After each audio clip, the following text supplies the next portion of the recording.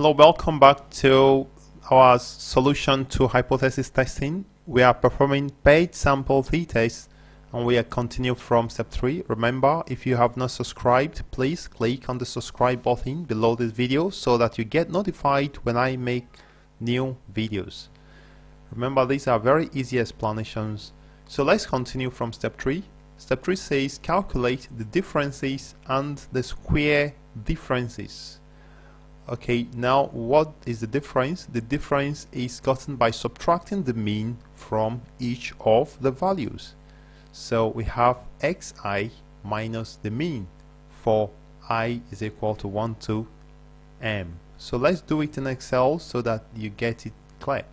So the difference says you have to subtract from this, you subtract minus the mean, right? Yeah. So this is the formula for it, and that gives us minus 0.04, but we are going to modify this formula so that when we drag down, it will not change the mean, because if we drag down, it will actually change these values to be b changes to 3 changes to 4.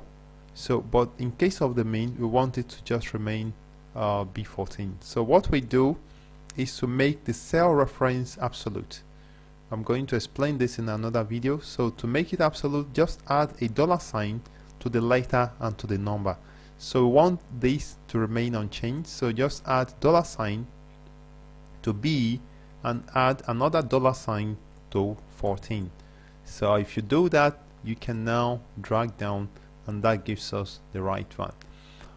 The formula for the square difference is equal to this.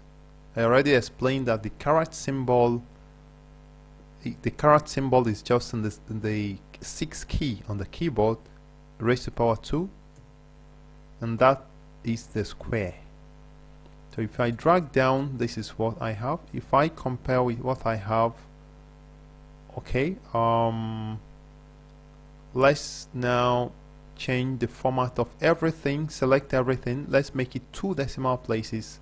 So format cells, go to numbers and just allow decimal places to be 2. You select everything, right click, format cells, and it displays the dialog box. Go to numbers and make sure decimal places is equal to 2.